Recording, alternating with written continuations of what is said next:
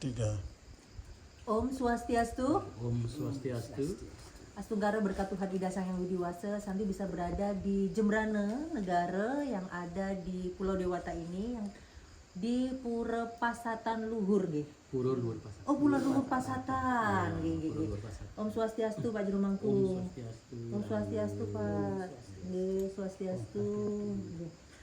Santi ngaturaken suksmo banget sudah diberikan kesempatan di hari suci Siworatri ini ya untuk nangkil yang ada di Pura Luhur Pasatan ini. Baiklah, kenalan Dumun Pak Mangku, karena kan banyak nih penonton Santi Dharma Chandra khususnya generasi muda yang pengen tahu, katanya biasanya ada peribahasa tak kenal maka tak sayang. Nah, boleh tahu nama lengkapnya Pak Mangku ini? Swastiastu. Swastiastu. Nama Titiang Iko Manggede Arya Kusuma Gusti. Nggih. Yang lahir tanggal 27 Juni Nggih. tahun 1974. Nggih. Berarti sampun ngayah jados pemangku di sini tuh berapa tahun ini? Kira-kira kurang lebih 13 tahun. 13 tahun. Nggih, 13 tahun. 13 tahun. Berarti udah lama nih. Ya, Udah lama. Dan sebelumnya kan tadi pas waktu ngobrol-ngobrol di Pura, Pak Mangku juga pernah kuliah di Semarang ya. Oke, betul. Jadi betul. di Semarang mana Pak Mangku? Ya di Semarang di universitasnya tuh Stikubang namanya ya. Nggih. Kalau sekarang mungkin perbankan atau perbanas Perbanas namanya atau lah. kayak sekolah tinggi ilmu ekonomi. Yes, ekonomi itu daerahnya di Semarang Kota. Nggih. Di jalan Undip lah, di kota, Di kota-kota Diponegoro ya itu di kan? Ponorogo ya, ada di jalan kampusnya yang di sana. Gitu.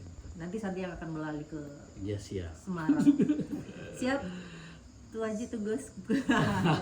Nah, ini balik lagi. Pak Mangku ini kan memiliki seorang istri Dharmika Hindu. Betul. Ya. Nah, bagaimana sih Pak Mangku ini membimbing beliau yang mungkin dari nol belum tahu Hindu, terus bagaimana beliau sampai bisa jadi pemangku untuk menemani Pak Mangku gitu kan? Itu bagaimana? Mungkin nanti bisa untuk para suami yang mempunyai istri Dharmika Hindu bisa ikut semangatnya Pak Mangku nih. Bagaimana Pak Mangku? Inggih. Nggih. Asukara Nggih. Tiang coba pengalaman pribadi Tiang, Nggih. karena kebetulan juga istri Tiang Nggih. seorang Dharmika, mungkin dari Muslim masuk ke Hindu. Nggih. Itu memang kalau dibilang tantangan itu luar biasa sih ya. Nggih, nggih. Mungkin tadi sudah diceritakan oleh Mangku istri. Nggih. Mungkin dari pihak keluarga Tiang, keluarganya Ibu Mangku, Nggih. pasti ada pro dan kontra. Nggih. Seperti ini. Mungkin dari pihak keluarganya Bu Mangkunya itu pingin Tiang masuk Muslim, Nggih. begitu. Sedangkan Tiang dari pihak keluarga laki Nggih. pengennya sih mencari istri yang sama Hindu. Oh gitu. Karena Nggih. mungkin Tiang kuliah di Jawa, di mana bumi dipijak. Disitulah Kebetulan cinta itu tumbuh. Oh itu gitu. cintanya tumbuh, itu tidak bisa dipaksa. Nggih, nggih, nggih. Ya tumbuh begitu aja, mengalir seperti itu. Nah dari awal beliau Tiang ajak Mangku istri itu ketemu di Semarang, satu leteng, satu kampus. Dan di sana juga di Semarang ada istilahnya paguyuban Hindu. Oh ada ya, Ada. kayak apa persempatonan gitu Nah, ya. persempatonan Hindu. Dari situlah awalnya kita membina beliau. Nggih. Sering Tiang ajak sembahyang, Oh, gitu. Purnama Tilem, ketemu sama teman-teman Hindu yang ada di Jawa Tengah Nggih, kebetulan. nggih. Nah, cerita. Nah, seperti sekarang ini hari suci Siwolatri, kita ikut Siwolatri, hari Saraswati. Saraswati, Penyepen. Nggih. Kita berbaur lah di sana. Oh gitu. Mungkin awalnya dari sana dia kecintaannya untuk Hindu. masuk Hindu Oh gitu. tanpa ada unsur paksaan. Nggih, nggih, nggih. Nah dari awal dari sana beliau mungkin memahami keberadaan Hindu seperti ini, Nggih. konsekuensinya masuk Hindu akal seperti ini, Nggih, kan nggih. dari awal dari sanalah Tiang membimbing sedikit demi sedikit. Nah untuk dasar-dasarnya beliau akan masuk ke Hindu, karena prinsipnya beliau istri Tiang kalau sudah masuk ke ke suatu agama, Nggih. artinya baik itu Hindu, Muslim, Atau Kristen atau atau apapun. Kristen atau apapun yang ada di agama yang di Indonesia, yang sarankan jangan setengah-setengah, Totalitas tanpa totalitas batas. tanpa batas. Nggih. Pokoknya kita yakin agama apapun yang kita Anut. anut, kalau sudah kita jalankan dengan tulus ikhlas, Nggih. akan ketemu artinya cinta damai, artinya sejahtera, artinya yang bisa bilang Pokoknya kita berjalan sesuai dengan alur, sesuai dengan apa kebahagiaan nanti yang kita temukan. Oh gitu. Ya, seperti prinsip orang masuk, apa sih gunanya masuk agama kan seperti itu prinsipnya seperti apa, akan menuju ke akhirat, mencari kehidupan yang lebih bagus, artinya mungkin Kita ketenangan, reinkarnasi juga lebih reinkarnasi bagus. nanti mungkin ada seperti itu yang di Hindu ada reinkarnasi lagi akan apa namanya Atau bisa moksa. kalau moksa sih maaf itu yang sudah ilmunya sudah Tinggi banget tinggi gitu banget kan. itu sampai ke moksa. Nah itu yang bisa yang sampaikan mungkin dan juga Bangku itu niat untuk masuk ininya luar biasa, yang ngajukin jempol dan belajarnya pun dia sungguh-sungguh artinya. Nah ini kan terkait di Bali ini Pak Mangku ya, untuk apa adaptasi, mungkin kalau Pak Mangku Hindu Bali tapi tinggal di Jawa mungkin nggak seramai kayak di Bali gitu kan. Betul. Bagaimana sih kiat-kiat, karena ini juga Santi rangkum dari pertanyaan-pertanyaan netizen yang mungkin memiliki pasangan Dharmika. Kadang itu ada ngomong gini kan, ngapain sih kamu nikah sama orang Jawa gitu kan, terus apalagi tahu Banten nggak? Nah bagaimana Pak Mangku menempatkan istri Pak Mangku agar bisa tetap dihargai dan dihormati untuk di lingkungan mungkin di keluarga, di lingkungan Banjar, adat, itu bagaimana Pak Mangku sebagai pembela istri gitu? Nah itu bagaimana? Terima kasih atas pertanyaan yang luar biasa sekali dan pengalaman itu memang ya. dibilang sulit ya sulit, dibilang gampang ya gampang seperti itu. Ya, yang kebetulan kan keturunan pemangku harus yang jalani kehidupan Tiang, memang Tiang sudah tahu dari Tiang masih muda bahwa saya akan menggantikan ayah saya sebagai seorang pemangku. Nah kebetulan lingkungan Tiang, baik itu kakak saya, ibu Tiang, dia tuh tahu calon menantunya orang Muslim. Beliau membimbing, mengajari sedikit demi sedikit dengan rasa yang tulus ikhlas. Kita juga ibaratnya orang sekolah, tidak mungkin langsung SMA, kan mulai dari TK, SD, SMP, melalui proses yang sangat panjang. Dan akhirnya kami jalani dengan apa namanya masalah Banten atau bagaimana, belajar otodidak jadinya. Tidak seharusnya harus ada peseraman begini begitu, enggak. Dengan lingkungan yang karena ayah-ayahan mungkin ibu Tiang, kakak Tiang mendampingi ini begini masalah upacara, jadinya secara otomatis Mangku bisa menyerap ilmu dari sana. Dan pertanyaan yang tadi yang garis bawahi, bagaimana menempatkan istri gitu agar dihargai? Menempatkan istri Tiang biar bisa dihargai, kembali ke diri sendiri kan, kembali ke istri Tiang. Dia bisa berbaur dengan masyarakat, satu sisi bisa kalau ada ngayah ya kita ikut ngayah, seperti itulah. Mungkin dari keluarga juga bisa diadaptasi gitu. Gitu ya. Dengan adaptasi dengan keluarga, pokoknya kalau kita masuk ke kandang harimau harus bisa jadi harimau. Langsung jadi Kalau kita masuk di kandang apa namanya kambing ya bisa jadi kambing gitu, bisa lembek gitu. Pokoknya bagaimanapun itu harus kita pelajari kan, seperti sesuai itu. dengan ajaran Tirta di agama Hindu, dimanapun tempat, mau di Baskom mau di ini, tetap harus bisa menyesuaikan dengan tempatnya. Betul. Nah Pak Mangku, balik lagi ke Pura Luhur Pasatan ini kan. Nah ini Santi baru pertama kali sih di sini kan. Jadi waktu itu kan Santi sempat tanya sama tubusnya bahwasanya mana sih pura yang memang bisa untuk kegiatan spiritual, dan beliau nunjukin untuk di sini dan Astunggara hari ini di hari suci Siworatri ini bisa terrealisasi gitu. Nah Pak Mangku, ini Pura Luhur Pasatan ini di Banjar mana? Ya, kembali yang ungkapkan sedikit artinya mengenai mungkin sejarah dari Pura Luhur Pasatan. Kebetulan letak dari Pura Luhur Pasatan ini berada di daerah Dangin Pangkung Jamu. Nama desa itu? Nama Banjar. Oh, nama Banjar. Desa Posanten. Banjar Dangin Pangkung Jamu, Desa Posanten. Itu mengenai letak Pura Luhur Pasatan. Dan mengenai sejarah dari Pura Luhur Pasatan yang bisa sedikit gambarkan secara garis besar.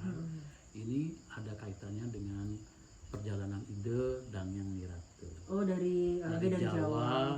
Mungkin dari nampak tilas beliau dari Jawa ke Perancak, Rambut Siwi sampai ring Pura Luhur Pasatan. Ini garu gunungnya ke sini. Oh gitu. Nah, karena beliau dan yang Nirate kan mempunyai apa namanya putra, Nggih. putra putri itu banyaknya 7. Nggih. Yang kembali lagi ke belakang niki. Dan yang nira itu di perjalanannya dari Jawa ke apa namanya, Ke Pak Tilas Bali. beliau ke Bali. Beliau kan naik perahu, Nggih. namanya itu labu pahit yang dipakai. Kalau sekarang itu jukung Nggih, cukup. untuk menyeberang ke Bali. Bali. Karena mungkin cuaca bagus, anginnya bertiup dengan bagus, mendaratlah beliau di Desa Ancak, Desa Ancak, dan sekarang dinamakan Perancak. Iya. Wah, di sana, di tempat beliau di sana pertama kali datang, dibikinlah suatu pura, namanya Pura Perancak. Oh, iya. Nah, seperti itu. Nah, itu berjalan lagi. Nah, Pak Tilas beliau ini kan masih hutan belantara, mungkin dia ada perjalanan pakai apa namanya tuh, yang jalan sempit, jalan kecil. Nggih. Beliau dituntun oleh seorang apa namanya, ada kera gitu loh, ada kera.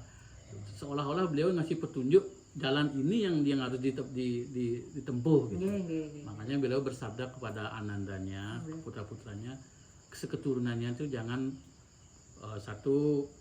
pokoknya sayang sama keranya itu loh, tidak boleh disakiti, tidak boleh apa namanya, dipelihara. Karena beliau sebagai petunjuk gitu loh, petunjuk arah jalannya beliau menuju ke nampak tilasnya beliau. Dan jalanlah tengah belantara sampai pada akhirnya beliau ketemu dengan naga besar. Naga besar, di dalam naga itu kan semua anaknya ini takut ya, takut ini, ada naga besar sekali, tapi beliau karena Dang Yang Lira itu Wikan, artinya seorang pendeta. Beliau masuklah ke mulut naga niku. Di mulut naga niku masuk sampai ke dalam, dan di sana dijumpai di dalam perut naga itu telaga. Oh, kayak gitu. Telaga. Di dalam di perut naga itu ada telaga, dan ada tunjung di sana. Ada tunjung putih, tunjung merah, sama tunjung hitam. Itu kalau di Hindu namanya seperti Trimurti lah, Brahma, Wisnu, Siwa. Nah, beliau keluar dari mulut naganya itu, berubah wujud, artinya dilihat oleh anak istrinya. Beliau seram gitu loh, berubah-ubah wajahnya, kadang putih, kadang hitam, kadang merah. Nah, anak-anak ini takut sama istrinya, berpencarlah anak-anaknya ini. Saking ketakutnya, ada yang lari kemana itu. Pada akhirnya yang lari ke sini, artinya yang istri ini yang segera pukulun persengan ide Dewa Yusuf Bawo, yang beristana di Pura Luhur Pasata. Oh, berarti beliau yang melinggi Betari di sini. Ulun Danu di sini, dengan persengan Dewa Yusuf Bawo, seperti itu. Nah, dengan apa namanya, tapa berata semadinya beliau Dang Yang Lira, beliau munggah di Bukit Pengunggahan. Di sana kan ada pelinggih lagi. Jadi tempat payogan beliau gitu. Artinya begini, beliau karena anaknya hilang ini, beliau bersemedilah di Bukit Pengunggahan itu. Oh, gitu. Untuk di mana anak saya yang hilang ini, kan itu ceritanya. Beliau sudah dapat poesik, didatangi oleh orang tua Lingsir, atau udah kakek yang ngambil di sini, Duku Sakti Pacekan namanya. Terus Beliau lah yang ngasih petunjuk bahwa putri beliau yang bernama Dewa Isubawa ada di Pura Luhur. Oh, di sini melinggi di sini. Dalam semedinya itu ada wangsit, apa namanya, ada pawisik gitu. Setelah itu habis semedinya kan sudah selesai. Beliau langsung apa namanya, mengingat itu apa yang dikatakan Jerudukuh Sakti Pacekan itu yang di sini, bahwa berjalanlah beliau sampai kepada daerah Diki di Pura Luhur Pasatan. Beliau bahwa melihat putrinya itu menangislah di atas batu besar, batu linggo ada di sana, tempat itu menangis berhari-hari berbulan karena terpencar ini sama saudara-saudaranya. Ada ya yang diapit dengan pohon andong sama pelawu. Ada itu caranya. Itu yang tunjukkan di sana tempat beliau menangis berhari-hari berbulan saking sedihnya. yang singkat cerita nih kalau diceritakan panjang sekali di perjalanan. Tapi ini yang sebagai apa, kalau teman-teman mungkin banyak juga yang ingin tahu tentang perjalanan Idadayang Dwi Jendra atau Idadayang Wirata itu, untuk dapat jelasnya salah satunya yang ada di Bali, ada di Pura Luhur Pasatan di sini. Karena Piogan anaknya beliau Melinggih di beristana sini. Nah itu kan. Nah secara singkat lagi ini untuk puranya jadi bagaimana? Ada hubungannya nggak sih tentang kerajaan di Jembrana? Mungkin ada nggak sih? Gitu? Oh iya. Itu bagaimana? Masalah hubungan dengan kerajaan Jembrana itu ada. Ada. Itu bagaimana? Itu. Ini menurut kisah ya, tugon tuan tapi bisa dipercaya seperti itu. Dulu kerajaan Jembrana, mungkin raja pertama itu, beliau kan artinya tidak mempunyai Keturunan. Makanya beliau mungkin bersemedi atau bagaimana dapat pawingsit, harus ke Tenganing Wano, Jimbar Wana, kan di situ alas Jembrana ya. Nah beliau udah sama pasukannya, mungkin sama prajuritnya karena kerajaan, masuklah ke dalam hutan Riki, dan beliau mungkin karena capek atau bagaimana beristirahat di suatu tempat, tempat. Nah beliau mungkin ada yang bersemedi atau semua prajurit-prajuritnya bersemedi di sana, beliau dapat pawisi atau wangsit, bahwa mungkin dengan apa tujuan beliau tuh sampai ke tengah hutan, bahwa beliau tuh tidak mempunyai anak lah, tidak keturunan seperti ini. Nah akhirnya mungkin beliau pas bersemedi itu dapat, artinya mungkin ide memberikan petunjuk bahwa waktu habis dari di sini semedinya itu pulang ke rumah, akhirnya ide yang tinggal cerita ya biarkan istrinya bisa hamil gitu loh. Nah akhirnya puternya beliau dinamakan Ide Bagus Pacetan gitu, karena sesuai dengan daerah Riki. Nah seperti itu. Nah, misal nih Ki, satu lagi nih Ki Pak Mangku, misal ada semeton atau umat sedharma yang mungkin juga mengalami hal yang sama, susah untuk keturunan, biasanya kan pasti ada yang lunas tirta di sini juga kan, kayak gitu kan. Nanti kan bisa janjian, kalau datang ke sini ini ada nomor infonya Pak Mangku. Ada nanti nomor infonya. Kalau banyak sih semeton atau masyarakat yang mungkin sudah lama kawin, mungkin 15 tahun atau 10 tahun lah, pokoknya yang puluhan tahun kawin, mungkin dari segi medis tidak ada apa-apa, gangguan apa-apa. Nah, memohonlah di sini. Memohon di Pura Pasatan, kalau memang ide menghendaki Astungkara, sudah banyak juga yang terbukti dengan awalnya tiang Kasihanu dulu, artinya melukat dulu sebelum melukatnya di melukat dulu di Segara, artinya di Perancak itu di ada